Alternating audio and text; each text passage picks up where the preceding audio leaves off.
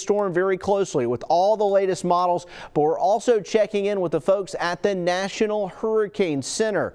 We have Ken Graham, the director of the National Hurricane Center, joining us, and this is a system that is of grave concern for us to hear across the Gulf Coast. What are you seeing from your end about some of the effects that'll be greatest for our viewers that they have to contend with?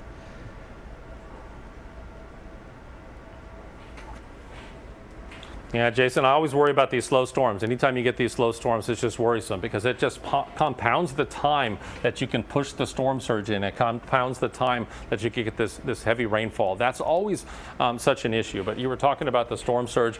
Absolutely. Pushing that water in. I mean, some of these values are so significant. I mean, Ocean Springs over to Dauphin Island, 6 to 9 foot of storm surge. Mobile Bay, 6 to 9 foot of storm surge. So that's real significant. So any of these areas, not just on the immediate coast, but as that water travels inland, every one of those tributaries could fill up with storm surge. So that's why we have to really listen to those local officials and pay attention to the storm.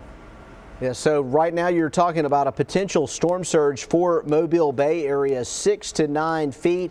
Also talk about the freshwater flooding aspect of this. We could see some tremendous rains.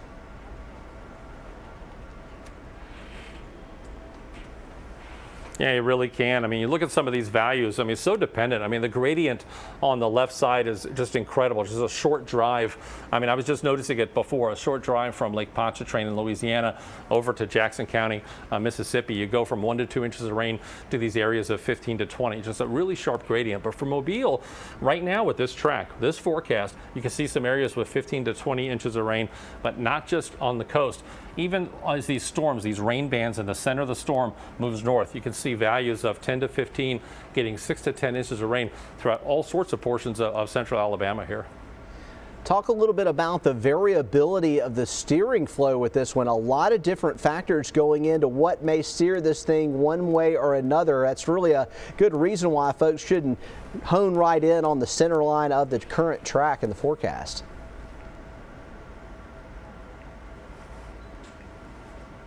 You know, Jason, we have, as meteorologists, we always have these conversations, you know, these systems, these tropical systems, we always talk about all the impacts outside the cone, and that's the fact. But the other part of the story is the cone does good for us too, because 2/3 of the time we see the center of that system inside this cone. So that means you can still see the center. It can still shift a little bit. You shift left or right, but if it does, that means Mobile is still inside that cone. So you can still see the hurricane force winds get in there depending on the track. So that's what we look at. Impacts well outside the cone, but the cone helps us because it really shows that variability based on our average error over the last 5 years. Based on what we're seeing right now, it is probable that Mobile County or Baldwin County in southern Alabama could be included in the northeast quadrant of the storm. Talk a little bit more about that and how that could impact us as far as surge and also isolated tornadoes.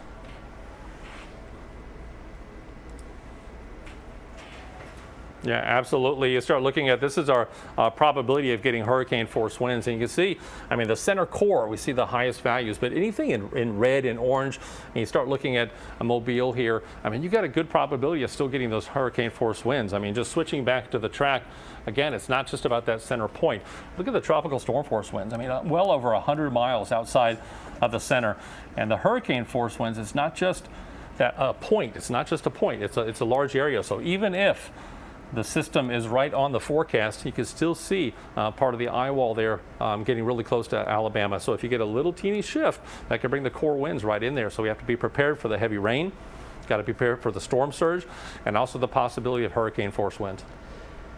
So this is a significant storm for our area. Ken Graham, the director of the National Hurricane Center, joining us. We appreciate it. We'll talk to you again at 5 o'clock. In the meantime, we'll keep a close eye on Sally as it continues to intensify this afternoon. Lenise?